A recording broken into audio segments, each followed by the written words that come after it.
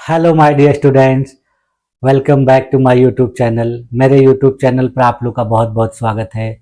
Dear student, आज की class में हम लोग अर्थशास्त्र विषय का अध्ययन करेंगे। जैसा कि मैं हर सप्ताह में लगभग एक क्लास अर्थशास्त्र की आप लोगों को करवाता हूं, तो उसी कड़ी में आज हम लोग फिर से अर्थशास्त्र का अध्ययन करेंगे। और अर्थशास्त्र की आज की क्लास में मैं आप लोगों को रोजगार और बेरोजगारी के विषय में अध्ययन कराऊंगा। यानी इस क्लास में हम लोग देखेंगे कि रोजगार क्या होता है और फिर बेरोजगारी क्या होती है, तो ये किस प्रकार के होते हैं, बेरोजगारी को दूर करने के क्या उपाय हैं, बेरोजगारी किस किस प्रकार की होती है और भारत में किस प्रकार की बेरोजगारी देखने को मिलती है। तो चलिए आइए देखा जाए। जैसे देखिए आप लोग को स्क्रीन पर दिख रहा है कि आज का जो टॉपिक है उसका नाम है एम्प्लॉयमेंट एंड अनएम्प्लॉयमेंट। और फिर बाद में जो लोग अनएम्प्लॉयड होते हैं यानी बेरोजगार होते हैं, वो लोग देखिए सरकार से नौकरी की मांग करते हैं, धरना प्रदर्शन करते हैं। तो ये सारी चीजें देखने को मिलती है। तो चलिए आइए देखा जाए। हाँ, तो देखिए आज का क्या टॉपिक है, रोजगार और बेरोजगारी यानी एम्प्लॉयमेंट एंड अनएम्प्लॉयमेंट। तो सबसे पहले हम लोग किसके बारे में देख लेते हैं, रोजगार के बारे में। यानी एम्प्लॉयमेंट क्या होता है, रोजगार किसे कहते हैं।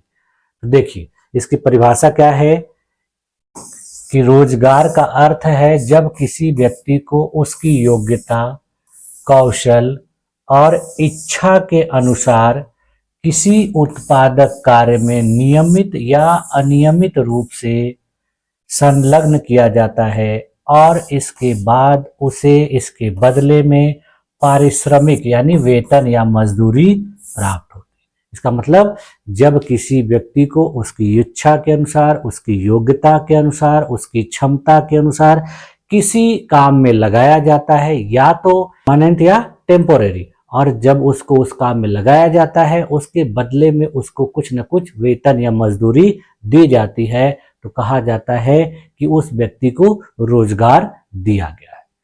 ठीक है, अब देखिए रोजगार मिलने का जो अवसर होता है वो तीन बातों पे निर्भर होता है। ये देखिए अवसर यानी अपॉर्चुनिटी। पहली चीज होती है कि इच्छा, यदि किसी व्यक्ति की इच्छा है रोजगार पाने के लिए तो उसको रोजगार पाने का मन करेगा, वो रोजगार में जाना चाहेगा।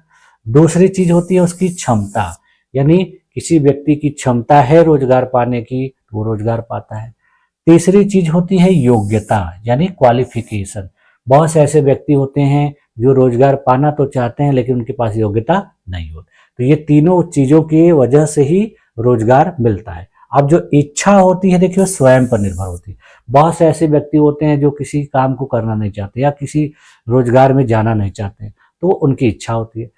जो क्षमता वाले व्यक्ति होते हैं उनके अंदर प्राकृतिक होती है, यानी किसी काम को करने की उनके अंदर अपने आप क्षमता होती है और वो रोजगार में जाते हैं तो अच्छा प्रदर्शन करते हैं और करना चाहते हैं।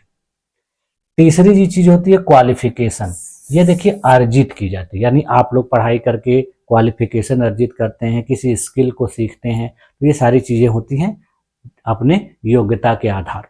तो इन तीनों चीजों के रहने पर ही किसी व्यक्ति को रोजगार मिलता है। इनमें से अगर किसी एक चीज की कमी रहेगी तो हो सकता है रोजगार मिलने में समस्या हो सकती है। अब देखिए रोजगार के प्रकार, रोजगार कितने प्रकार का होता है। तो देखिए पहला इसका प्रकार होता है स्वरोजगार यानी सेल्फ एम्प्लॉयमेंट। जब व्यक्ति खुद के काम में लगे होते हैं, जिनका अपना खुद का व्यवसाय होता है, तो उस तरह के रोजगार वाले व्यक्ति को कहा जाता है कि स्वरोजगार में है, यानी अपना खुद का, किसी के अधीन वो नहीं है।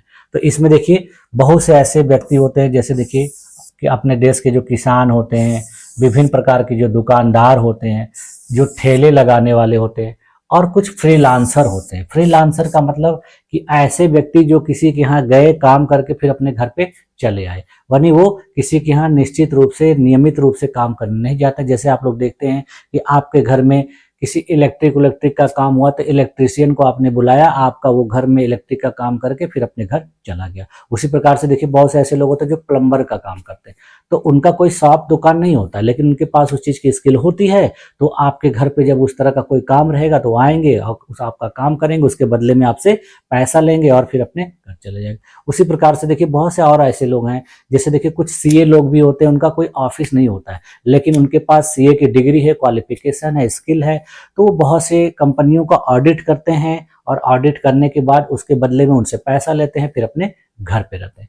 तो इस तरह के जो लोग होते हैं उन्हीं को फ्रीलांसर कहा जाता है, यानी ये किसी के यहाँ नियमित रूप से रोजगार नहीं करते हैं, बल्कि अपना जो काम उनका करते हैं उसके बदले में पैसा लेते हैं। उसी प्रकार से देखिए बहुत से कामों को करने के लिए ब्रोकर लोग होते हैं, जिनको आप लोग हिंदी में दलाल कहते हैं, तो वो लोग भी देखिए क्या है, किसी का कोई काम करवाते हैं, उसके बदले में उनको कुछ न कुछ कमीशन मिलता है। ठीक है, तो ये सारे लोग फ्रीलांसर में आते हैं। अब देखिए दूसरा जो रोजगार होता है वो वेतन भोगी रोजगार होता है, यानी जिसको वेज या सैलरी एम्प्लॉयमेंट कहते हैं। इसका मतलब हो गया कि जब कोई व्यक्ति किसी कंपनी में काम करता है, वो कंपनी चाहे सरकारी हो चाहे निजी हो, और उसके बदले में उसको एक निश्चित वेतन मिलता है और उसको काम भी निश्चित मिलता है, तब जाके उस व्यक्ति को कहा जाता है कि वह वेतन भोगी है। इसके देखिए उदाहरण में, यदि कोई शिक्षक है, किसी स्कूल कॉलेज में पढ़ा रहा है और उसके बदले में उसको वेतन दिया जा रहा है, अब शिक्षक चाहे प्राइवेट का हो चाहे निजी का। उसी प्रकार से देखिए डॉक्टर होते हैं, बहुत से ऐसे डॉक्टर होते हैं जो सरकारी हॉस्पिटल में जॉब करते हैं, बहुत से प्राइवेट में करते हैं, तो वो क्या होते हैं, वेतनभोगी। उसी प्रकार से देखिए इंजीनियर, सरकारी कर्मचारी जो और भी होते हैं वो सब। देखिए कुछ डॉक्टर ऐसे होते हैं जो स्वरोजगार में भी आते हैं, बहुत से ऐसे लोग होते हैं डॉक्टरी की पढ़ाई करके अपना खुद का हॉस्पिटल खोल लेते हैं, तो वो लोग किस में आ जाएंगे, स्वरोजगार में। लेकिन जो लोग खुद का नहीं हॉस्पिटल खोलते हैं बल्कि किसी दूसरे हॉस्पिटल में अपना काम करते हैं, तो वो लोग वेतनभोगी में आएंगे। उसके बाद देखिए तीसरा जो रोजगार का प्रकार है वो अनौपचारिक रोजगार है, जिसको इनफॉर्मल एम्प्लॉयमेंट कहते हैं। यह रोजगार देखिए क्या होता है कि जब किसी असंगठित क्षेत्र में बिना किसी अनुबंध या सामाजिक सुरक्षा के कोई कार्य करता है तो उसको कहा जाता है अनौपचारिक रोजगार। इस प्रकार के रोजगार को देखिए औपचारिक रोजगार भी कहा जाता है, यानी इसमें क्या होता है कि उस व्यक्ति का जो है काम करने का दिन निश्चित होता है, उसकी तनख्वाह निश्चित होती है, तो इसको औपचारिक रोजगार भी कहा जा सकता है। अनौपचारिक रोजगार का मतलब है जैसे आप लोग देखते हैं कि आपके यहाँ घर बनता है या कुछ कोई काम होता है तो उसमें कुछ मजदूरों को बुलाया जाता है, मिस्त्री को बुलाया जाता है, जो या फिर फर्नीचर वगैरह बनाना है तो आप बढ़ई को बुलाते हैं। तो ये लोग जो होते हैं जो काम करते हैं ये लोग इसी के अंतर्गत आते हैं, यानी अनौपचारिक रोजगार। देखिए उदाहरण के लिए जो दिहाड़ी वाले मजदूर होते हैं, घरेलू सहायक होते हैं, जो निर्माण में श्रमिक लोग काम करते हैं, ईंटा ढोने वाला, बालू वोलू उठाने वाला, ये सब जो लोग होते हैं वो इसी प्रकार के लोग होते हैं। इनका देखिए काम का कोई निश्चित होता नहीं है। आप लोग देखते होंगे बहुत सारे शहरों में, नगरों में लेबर चौराहे होते हैं, जहाँ पे जाके ये लोग खड़े रहते हैं सुबह कि कोई आए काम वाला और हमको काम के लिए ले जाए। तो इनको रोज काम नहीं मिलता है, जब मिलता है तो उसके बदले में पैसा मिलता है, नहीं मिलता है तो फिर वो कोई काम नहीं पाते। ठीक है, तो इसीलिए इनको कहा जाता है अनौपचारिक रोजगार। आप देखिए अगली जो सबसे महत्वपूर्ण चीज है वो है बेरोजगारी, अनएम्प्लॉयमेंट। इसी को हम लोगों को आज महत्वपूर्ण रूप से देखना था, लेकिन मैंने उसमें रोजगार के बारे में भी थोड़ा सा बता दिया, क्योंकि जब तक रोजगार के बारे में नहीं जानते रहेंगे तो फिर बेरोजगारी को समझने में प्रॉब्लम आएगी। तो देखिए इसको कैसे परिभाषित किया जा सकता है कि बेरोजगारी वह स्थिति है जब कोई व्यक्ति काम करने की इच्छा, योग्यता रखते हुए भी रोजगार प्राप्त नहीं करता। यानी किसी व्यक्ति के काम करने की इच्छा भी है, उसके पास क्षमता भी है और योग्यता भी है, लेकिन फिर भी उसको काम नहीं मिल रहा है, तो कहा जाएगा कि वह व्यक्ति बेरोजगार है। तो देखिए बेरोजगारी के कुछ प्रमुख प्रकार होते हैं और उनको भी एक लिप करके हम लोग देख लेते हैं। सबसे पहले देखिए जो बेरोजगारी होती है वो खुली बेरोजगारी होती है, यानी ओपन अनएम्प्लॉयमेंट। इसका मतलब होता है कि जब किसी व्यक्ति को पूरी तरह से कोई भी काम ना मिले, वो काम पाए ही ना, काम की तलाश करता रहे लेकिन उसको काम न मिले, तो देखिए उसको जब जब व्यक्ति पूरी तरह से काम से वंचित रहता है और कोई आय अर्जित नहीं कर पाता है, तो इस प्रकार की जो बेरोजगारी होती है उसको खुली बेरोजगारी कहा जाता है। ठीक है, इसका उदाहरण देखिए बहुत से ऐसे पढ़े लिखे युवा जो डिग्री प्राप्त करने के बावजूद नौकरी पाने में असमर्थ है। आप लोग देखते होंगे, सुनते ही होंगे कि बहुत से ऐसे लोग हैं जो पढ़ के डिग्रियां लेके नौकरी की तलाश में भटकते रहते हैं, उनको कोई नौकरी नहीं मिलती। तो इस प्रकार से जो लोग भटक रहे हैं, जिनके पास योग्यता भी है, काम करने की इच्छा भी है, उनके अंदर क्षमता भी है, तो भी नौकरी नहीं पा रहे हैं, तो वो लोग जाएंगे खुले बेरोजगार। उसके बाद देखिए, जो दूसरी बेरोजगारी होती है उसको अप्रत्यक्ष या छिपी बेरोजगारी भी कहा जाता है, यानी डिसगाइज्ड एम्प्लॉयमेंट। इस प्रकार की जो बेरोजगारी होती है जिसमें आवश्यकता से अधिक लोग लगे रहते हैं, यानी काम है 2 लोगों का, कर रहे हैं 6 लोग, 8 लोग, 4 लोग। जैसे इस प्रकार की बेरोजगारी देखिए आपको घरों गांव में देखने को मिलती है। जैसे किसी घर में देखिए थोड़ा बहुत किसी का खेत है, वो काम 2-4 लोग भी कर सकते हैं, लेकिन लोगों के पास रोजगार नहीं है, जिसकी वजह से सभी लोग घर पे बैठे हुए हैं, तो उसी काम को सभी लोग मिलकर करते हैं। अगर जो एक्स्ट्रा लोग बैठे हुए हैं घर पर, बहुत से पुरुष होते हैं जिनको अगर काम मिल जाए तो वो कहीं दूसरी जगह काम करेंगे, फिर भी घर का काम बाकी लोगों के द्वारा हो जाएगा। लेकिन क्या है कि जब उनको कहीं काम ही नहीं मिलता है तो घर पे बैठे रहते हैं, इससे अच्छा वो भी उसी में लगे रहते हैं। ऐसा कोई कहे ना कि हाँ घर पे बैठे हैं। तो ये सारी जो चीजें होती है वो अप्रत्यक्ष छिपी बेरोजगारी। देखिए, जब एक ही कार्य में आवश्यकता से अधिक लोग लगे होते हैं और उनके हटने से उत्पादन पर कोई प्रभाव नहीं पड़ता। अभी मैंने बताया कि वो लोग नहीं भी करेंगे काम तो भी काम हो जाएगा, लेकिन क्या करेंगे, वो कहीं रोजगार ही नहीं पा रहे, इसलिए मजबूरी में सोचते हैं कि चलो बैठे रहने से अच्छा है घर का काम ही किया जाए। ठीक, देखिए उदाहरण के लिए कृषि क्षेत्र में एक ही खेत में कई लोगों का काम करना, जबकि वास्तव में कुछ लोग ही आवश्यक होते हैं। अब मैंने भी बताया कि इस तरह की जो बेरोजगारी है आप लोग को गांव में, ग्रामीण क्षेत्रों में देखने को मिलती है। अगली देखिए बेरोजगारी जो है वो मौसमी बेरोजगारी, यानी सीजनल अनएम्प्लॉयमेंट।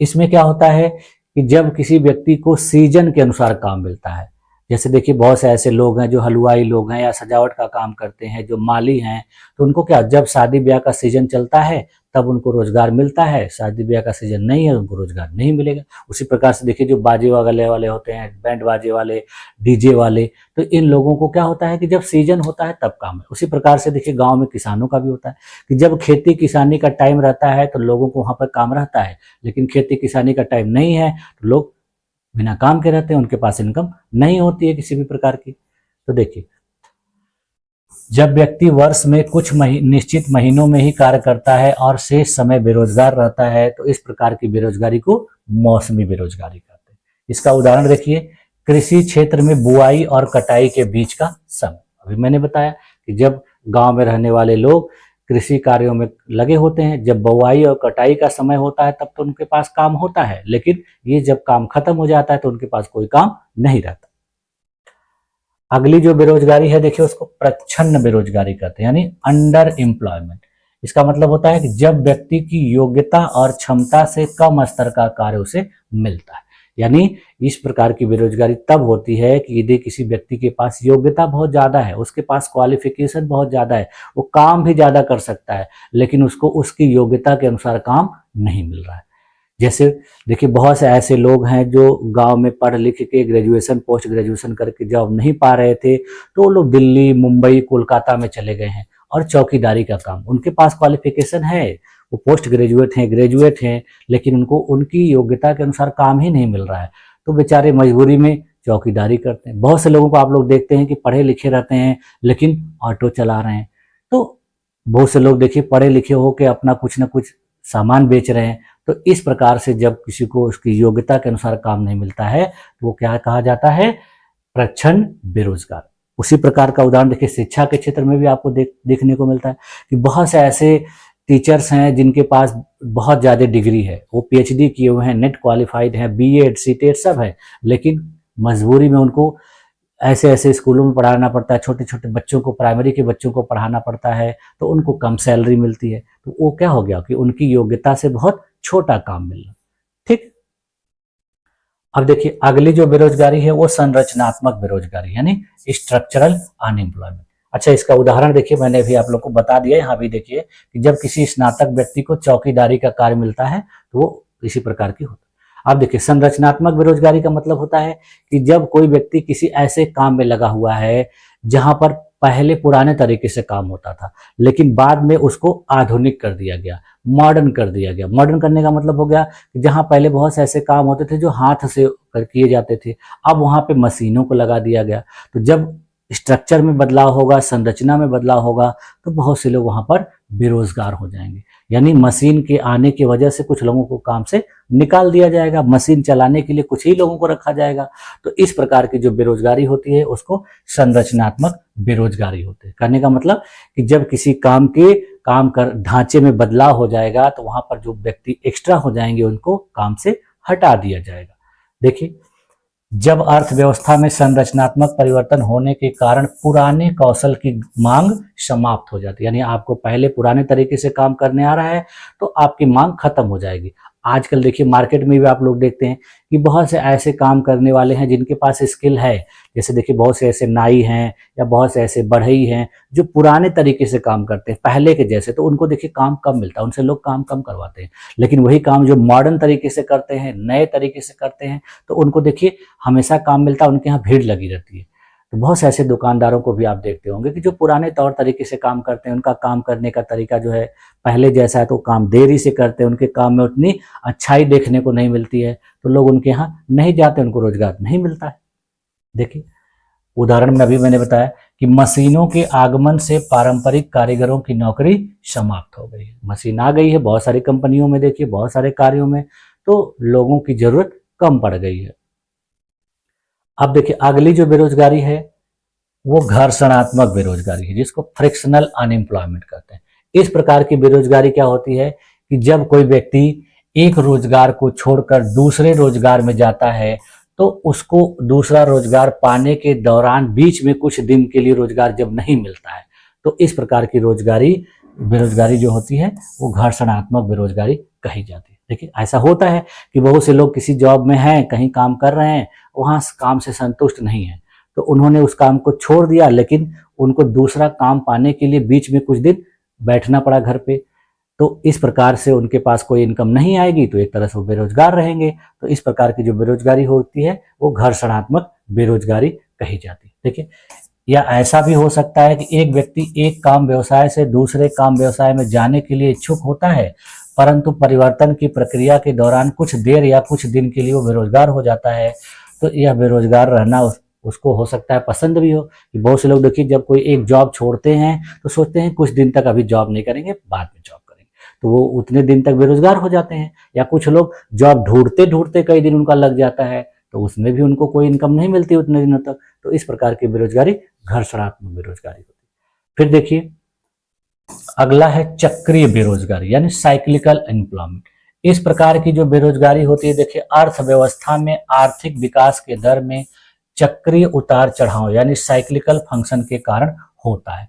ये देखिए तब देखा जाता है कि बहुत से ऐसे देशों में आप देखेंगे जब अर्थव्यवस्था बहुत अच्छे तरीके से चलती रहती है, वहाँ की जो बड़ी बड़ी उद्योग धंधे हैं, कंपनियां हैं, फायदे में चलते रहते हैं, तो ढेर सारे कर्मचारी वहाँ काम करते रहते हैं। लेकिन जैसे ही वहाँ घाटा होता है तब वहाँ पर कर्मचारियों की छटनी शुरू हो जाती है। आप लोग सुनते होंगे, न्यूज में पढ़ते होंगे, पेपर में पढ़ते होंगे कि इस कंपनी का शेयर बहुत नीचे चला गया या ये कंपनी घाटे में जा रही है। भारत सरकार में देखिए बहुत सारे ऐसे कंपनियां हैं जो बहुत घाटे में जा रही थी, तो सरकार ने उन कंपनियों में एम्प्लॉइयों को छटनी कर दिया या फिर उन कंपनियों को किसी प्राइवेट व्यक्ति को बेच दिया। तो उससे क्या होगा, जैसे अभी आप लोगों ने हाल फिलहाल में उदाहरण देखा होगा एयर इंडिया का, तो एयर इंडिया में जितने लोग काम करते थे वो लोग क्या हो गए, उनको वहां से निकाल दिया गया, उनको कुछ सालों का वेतन एक्स्ट्रा देकर उनको जॉब से निकाल दिया गया। तो उसी प्रकार बहुत से प्राइवेट कंपनियों में भी होता है। तो इस प्रकार से जब बेरोजगारी होती है तो इस बेरोजगारी को कहते हैं चक्रीय बेरोजगारी। और इस बेरोजगारी का कारण होता है कि अर्थव्यवस्था में मंदी आना। अर्थव्यवस्था में जब पैसे कम पड़ जाएंगे, अभी जैसे देखिए आप लोगों ने देखा होगा कुछ समय पहले भारत में बहुत सारे बैंक थे, उन बैंकों को मर्ज करके उनकी संख्या को कम कर दिया गया। तो उनकी संख्या को कम कर देने से क्या हो गया कि अब बैंक में जो वैकेंसी आएगी, नौकरी आएगी, वो थोड़ी थोड़ी आती है। ठीक है, देखिए जब अर्थव्यवस्था में समृद्धि का दौर होता है तो उत्पादन बढ़ता है और रोजगार के नए अवसर पैदा होते हैं, और जब अर्थव्यवस्था में मंदी का दौर आता है तो उत्पादन कम हो जाता है और कम लोगों की जरूरत पड़ती है, जिसके कारण बेरोजगारी। वही भी मैंने बताया कि जब अर्थव्यवस्था में जो बहुत ज्यादा मुनाफा रहेगा, फायदा रहेगा, तो लोगों को भर्ती किया जाएगा, जब घाटे में रहेंगे तो लोगों को निकाल देंगे, छटनी कर देंगे। देखिए, आर्थिक तेजी जिसको बूम कहा जाता है, आर्थिक सुस्ती जिसको रिसेशन कहा जाता है, और आर्थिक मंदी जिसको डिप्रेशन कहा जाता है, तथा आर्थिक पुनरुत्थान जिसको रिकवरी कहा जाता है, ये चारों अवस्थाएं या एक चक्र या बाजार अर्थव्यवस्था की विशेषता। किसी भी बाजार में, किसी भी देश में ये अवस्थाएं देखने को मिलती है, और इन अवस्थाओं की वजह से लोगों में बेरोजगारी की दर जो है आगे पीछे दिखती। अब देखिए, अगली जो बेरोजगारी है वो प्रौद्योगिकी जनित बेरोजगारी है। ये बेरोजगारी देखिए, जो अभी मैंने आप लोग को बताया, ये यहाँ पर जो ये वाली देखिए संरचनात्मक बेरोजगारी, ये उसी प्रकार की है। इसमें देखिए क्या होता है कि जब किसी कंपनी में, किसी उद्योग धंधे में स्वचालन यानी ऑटोमेशन या नई तकनीक आ जाती है, तो मजदूरों की आवश्यकता कम हो जाती है और उनको काम से निकाल दिया जाता है। ठीक है, संरचनात्मक बेरोजगारी का ही उदाहरण है कि ये उद्योग धंधों में जब मशीनों का ज़्यादा से ज़्यादा उपयोग किया जाने लगता है, तो जो वहाँ पे मजदूरी करने वाले रहते हैं उनको वहाँ से जॉब से निकाल दिया जाता है। तो देखिए, उदाहरण के लिए फैक्ट्रियों में मशीनों के कारण श्रमिकों की छटनी। अब देखिए, अगली जो बेरोजगारी है वो देखिए शहरी बेरोजगारी है, अर्बन अनएम्प्लॉयमेंट। देखिए, जब शहरों में शिक्षित लोग रहते हैं और उनको कोई भी नौकरी नहीं मिलती है, वो डिग्री लेके घूमते हैं, बहुत सारी कंपनियों में जा जाके इंटरव्यू देते रहते हैं, लेकिन उनको कहीं जॉब नहीं मिलता है। तो इस प्रकार की बेरोजगारी शहरी बेरोजगारी होती है, और यह बेरोजगारी शहरों में देखने को मिलती है। देखिए, इंजीनियरिंग या प्रबंधन की डिग्री प्राप्त व्यक्ति को बेरोजगार रहना। बहुत से लोगों के पास मैनेजमेंट या इंजीनियरिंग की डिग्री है, लेकिन उनको जॉब नहीं मिल रहा है। अब देख लेते हैं हम लोग भारत में बेरोजगारी। अभी तो हम लोगों ने बेरोजगारी से संबंधित कॉन्सेप्ट को देखा कि बेरोजगारी किसे कहते हैं, बेरोजगारी कितने प्रकार की होती है। अब भारत में बेरोजगारी की स्थिति देख ली तो अपने देश में देखिए बेरोजगारी से संबंधित जो आंकड़े हैं वो राष्ट्रीय नमूना सर्वेक्षण कार्यालय, जिसको NSSO के नाम से जानते हैं, इसका फुल फॉर्म होता है नेशनल सैंपल सर्वे ऑर्गेनाइजेशन। ठीक है, कहीं कहीं आपको ऑफिस में लिखा रहता है। तो इसके द्वारा ही भारत में बेरोजगारी के आंकड़े एकत्रित किए जाते हैं। NSSO के अनुसार भारत में बेरोजगारी की दर है समय समय पर बदल रही है। यानी ऐसा नहीं है कि भारत में जो बेरोजगारी की दर हो एक स्थिर है, स्थिर नहीं है। भारत में बेरोजगारी की दर में बदलाव हो रहा है। यानी ऐसा नहीं है कि जितने लोग पहले बेरोजगार थे अभी भी उतने लोग बेरोजगार हैं। सब जो लोग स्किल्ड हैं, जिनके पास योग्यता है, या फिर कम स्किल है लेकिन उन्होंने कोई योग्यता अर्जित कर ली, तो उनको रोजगार मिल जाता है। तो देखिए, भारत में जो बेरोजगारी होती है मेनली अनएम्प्लॉयमेंट इंडिया दो प्रकार की होती है। एक ग्रामीण क्षेत्र की बेरोजगारी यानी ग्रामीण बेरोजगारी, और दूसरी होती है शहरी बेरोजगारी, जिसको देखिए रूरल अनएम्प्लॉयमेंट और अर्बन अनएम्प्लॉयमेंट के नाम से जाना जाता है। तो भारत में देखिए जो ग्रामीण बेरोजगारी होती है वो दो प्रकार की होती है, अदृश्य या मौसमी, यानी जिसको हम लोग अभी नहीं पढ़ा था ऊपर कि इसी को अदृश्य या छिपी हुई बेरोजगारी कहा जाता है, और इसको मौसमी बेरोजगारी, जो मौसम के आधार पर लोगों को जो काम मिलता है, जब सीजन नहीं होता है तो काम नहीं मिलता है। और अदृश्य बेरोजगारी, छिपी बेरोजगारी का मतलब कि कम लोगों की जरूरत होने पर भी उसमें ज्यादा लोगों का लगे रहना। उसके बाद देखिए जो शहरों में बेरोजगारी होती है वो दो प्रकार की होती है, एक औद्योगिक बेरोजगारी और दूसरी शिक्षित बेरोजगारी। शिक्षित बेरोजगारी का मतलब हो गया कि जो लोग एजुकेटेड हैं, पढ़े लिखे हैं, जिनके पास डिग्री है, क्वालिफिकेशन है, फिर भी उनको जॉब नहीं मिल रही है। और दूसरे औद्योगिक बेरोजगारी का मतलब हो गया कि उद्योग धंधों में मंदी की वजह से लोगों के पास स्किल है, मशीन चलाना जानते हैं, सामान बनाना जानते हैं, लेकिन कंपनी घाटे में चल रही है, कंपनी में सामान बन रहे हैं, बिक नहीं रहे हैं मार्केट में, तो वहां पर लोगों को रोजगार नहीं मिलता है। अब देखिए भारत में जो शहरी बेरोजगारी की दर है वो शिक्षित युवाओं में बेरोजगारी की दर ग्रामीण क्षेत्र की अपेक्षा शहरी क्षेत्रों में अधिक होती है।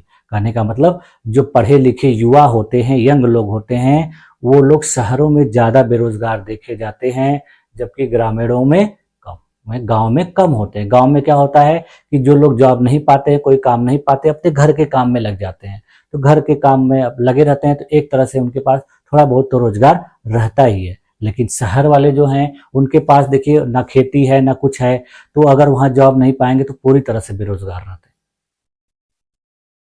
देखिए ग्रामीण बेरोजगारी दर जो होती है वो अभी मैंने बताया आपको कि छिपी हुई और मौसमी बेरोजगारी के रूप में देखी जाती है। अब देखिए भारत में बेरोजगारी को मापने की विधियां कौन कौन सी, यानी भारत में कैसे बेरोजगारी को मापा जाता है, उसके लिए देखिए प्रमुख 3 विधियां अपनाई जाती है। पहली जो विधि है उसको सामान्य स्थिति कहा जाता है, यानी इसको शॉर्टकट में यूजुअल स्टेटस यानी यूएस के नाम से जाना जाता है। दूसरी जो विधि है वो चालू साप्ताहिक स्थिति, यानी इसको इंग्लिश में करंट वीकली स्टेटस यानी CWS के नाम से लिखा जाता है। और तीसरी है चालू दैनिक स्थिति यानी करंट डेली स्टेटस, इसको देखिए CDS के रूप में लिखा जाता है।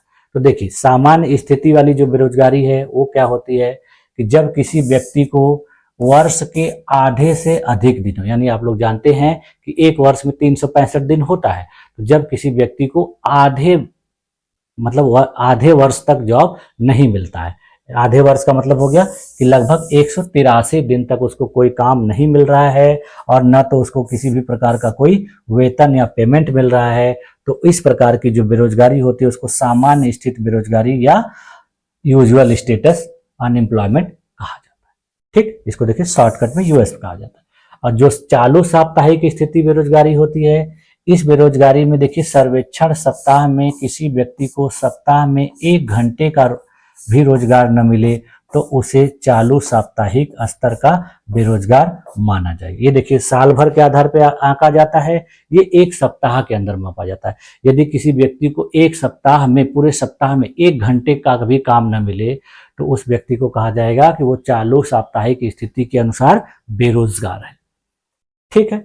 और जो तीसरा प्रकार है चालू दैनिक स्थिति, यानी इसमें 1 दिन के अनुसार देखा जाता है। तो देखिए यदि किसी व्यक्ति को सर्वेक्षण सप्ताह में 1 भी दिन का रोजगार न प्राप्त हो सके तो उसे चालू दैनिक स्थिति का बेरोजगार माना जाएगा।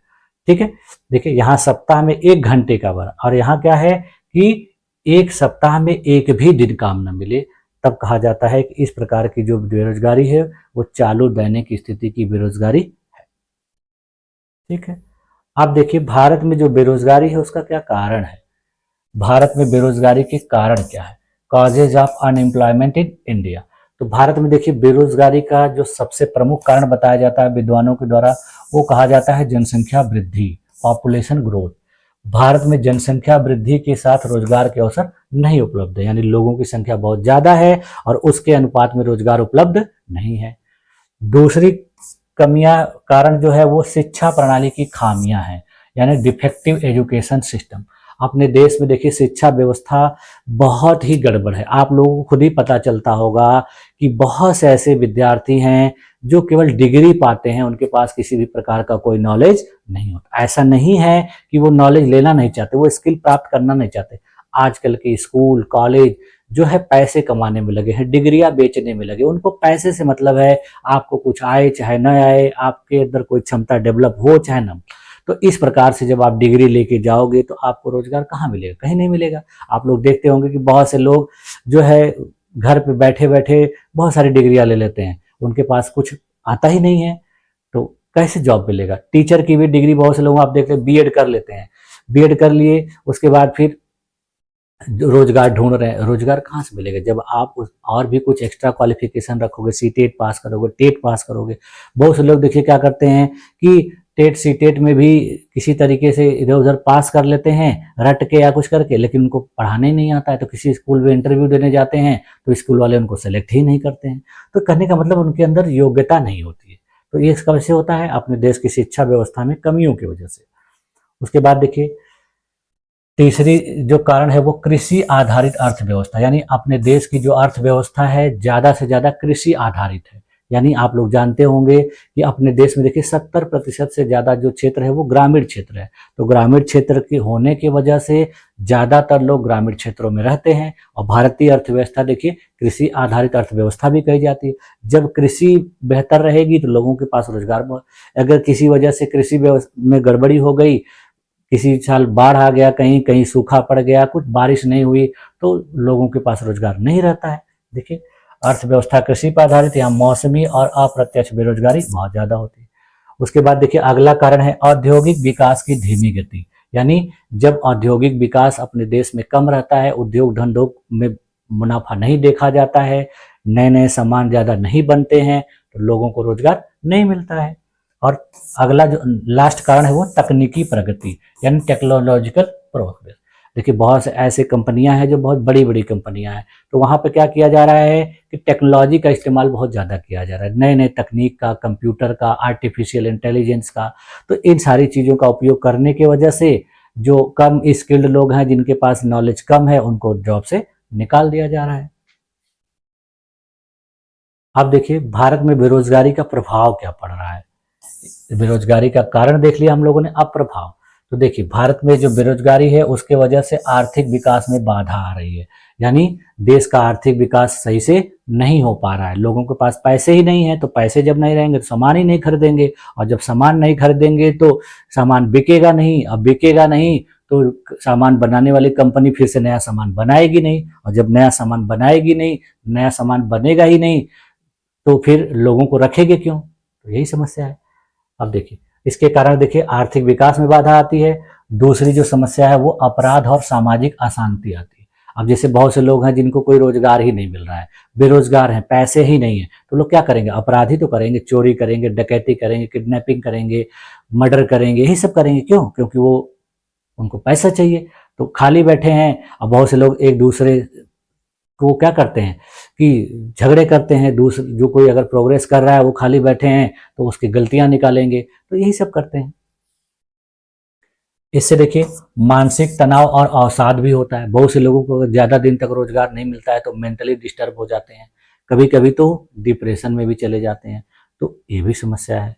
उसके बाद देखिए आर्थिक असमानता आती है, यानी जब बहुत से लोग ज़्यादा दिन तक रोजगार नहीं पाएंगे, काम नहीं पाएंगे, गरीब होते चले जाएंगे, तो उनके अंदर आर्थिक असमानता आ जाएगी कि उनके बगल वाला रहने वाला रोजगार पा रहा है, वो पैसे कमा रहा है, तो वो आगे बढ़ जाएगा, तो उसको लोग कहते हैं कि वो अमीर हो गया, और जिसको रोजगार नहीं मिल रहा है, पैसे नहीं कमा रहा है, तो लोग कहते हैं गरीब हो गया। तो अमीर गरीब किस वजह से हुआ? रोजगार नहीं मिल रहा है। जिसको रोजगार मिल रहा है, काम मिल रहा है, जिसका धंधा चल रहा है, वो आगे बढ़ जा रहा है, जिसको कुछ नहीं मिल रहा वो पीछे हो जा रहा है। अब देखिए भारत में जो बेरोजगारी है उसको दूर कैसे किया जाए, उसको दूर करने का उपाय। तो सबसे पहला उपाय क्या है कि भारत में व्यावसायिक शिक्षा को बढ़ावा दे जाए, यानी वोकेशनल एजुकेशन छात्रों को दिया जाना चाहिए। यानी पढ़ने वाले जो स्टूडेंट हैं उनको हाई स्कूल, इंटर से ही ये सब चीज़ें सिखाने शुरू कर देनी चाहिए कि वो अपने हाथ का उपयोग करके, अपने दिमाग का उपयोग करके क्या क्या नई चीज़ें बना सकते हैं।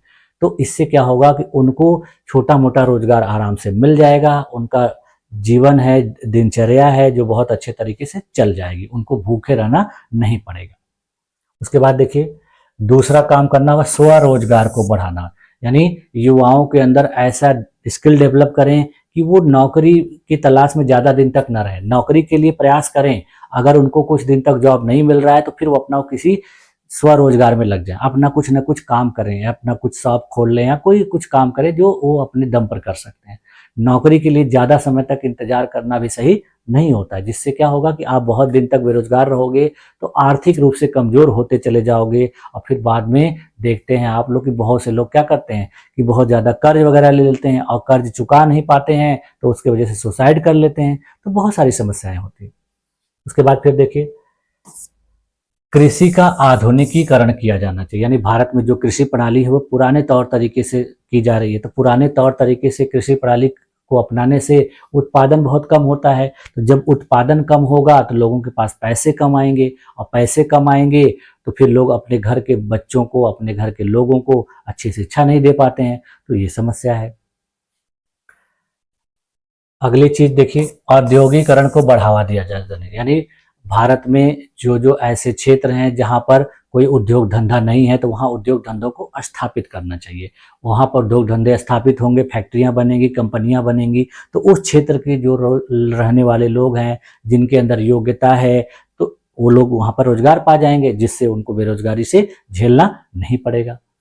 उसके अलावा देखिए सूक्ष्म, लघु और मध्यम उद्योगों का विकास करना चाहिए, यानी भारत सरकार के द्वारा अपने देश में सूक्ष्म, लघु और मध्यम जो उद्योग हैं उनको जगह जगह स्थापित करना चाहिए। इससे क्या होगा कि हर क्षेत्र के लोगों को जिनके पास योग्यता है वो वहाँ पर रोजगार पा जाएंगे, तो बेरोजगारी कम होगी।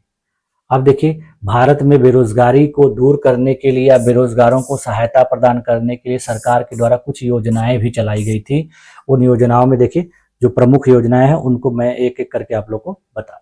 देखिए, सबसे पहला एक देखिए योजना है मनरेगा, आप लोग जानते होंगे। तो ये मनरेगा योजना उन लोगों के लिए चलाई गई थी जो ग्रामीण क्षेत्र में लोग रहते हैं, जो मौसमी बेरोजगारी के शिकार हैं, तो या छिपी हुई बेरोजगारी के शिकार हैं।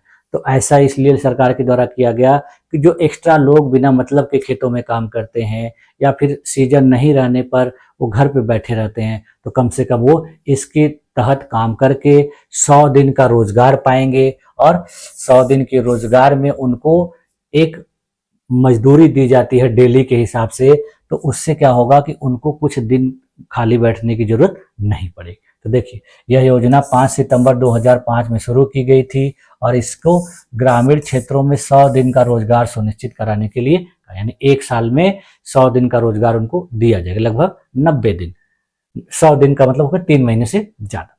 देखिए, प्रारंभ में इसका नाम नरेगा था, बाद में इसको 2 अक्टूबर 2009 को नाम इसका बदल के MG नरेगा कर दिया गया। MG का मतलब महात्मा गांधी नरेगा। इसका देखिए फुल फॉर्म होता है national rural employment guarantee act, ठीक है। और बाद में फिर इसी के आगे MG जोड़ दिया गया। इसका मतलब Mahatma Gandhi national rural employment guarantee act. तो नाम बदल दिया गया बस, लेकिन है वही। तो देखिए, इसके तहत अपने कुछ देश में जो अलग अलग राज्यों में अलग अलग वेतन, मतलब वेतन क्या है कि दैनिक मजदूरी मजदूरों को दी जाती है। जिसमें देखिए, छत्तीसगढ़ में जो मनरेगा की मजदूरी है वो 243 रुपए है, राजस्थान में यह मजदूरी 266 रुपए है, अपने राज्य उत्तर प्रदेश में 237 रुपए है, जबकि बिहार में 245 रुपए तय की गई है। इसमें देखिए उतार चढ़ाव होता रहता है। इसके अलावा देखिए, प्रधानमंत्री कौशल विकास योजना चलाई गई थी, जिसको PMKVY के नाम से शॉर्टकट में जाना जाता है। इसकी शुरुआत देखिए जुलाई 2015 में प्रधानमंत्री के द्वारा की गई थी। इस योजना का लक्ष्य युवाओं को विभिन्न प्रकार के व्यावसायिक कौशल सिखाकर उन्हें स्वरोजगार के लिए प्रेरित करना है। उसके बाद फिर देखिए, एक और योजना शुरू की गई, स्टार्टअप इंडिया और स्टैंड अप इंडिया। इस योजना की घोषणा देखिए 15 अगस्त 2015 को प्रधानमंत्री के द्वारा की गई थी, लेकिन इसकी शुरुआत 5 अप्रैल 2016 को की गई थी।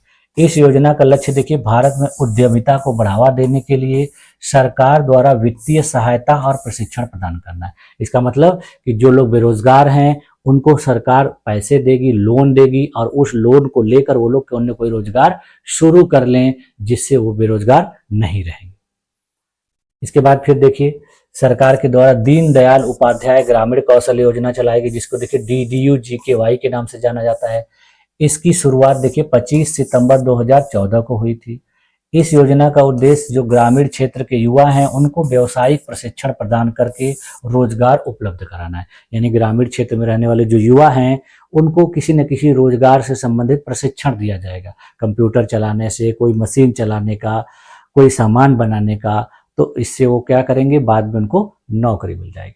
उसके बाद फिर देखिए, राष्ट्रीय शहरी आजीविका मिशन, जिसको यानी ULM के नाम से जाना जाता है, इसकी शुरुआत देखिए 23-24 सितंबर 2013 को स्वर्ण जयंती शहरी रोजगार योजना के स्थान पर हुई थी, ठीक।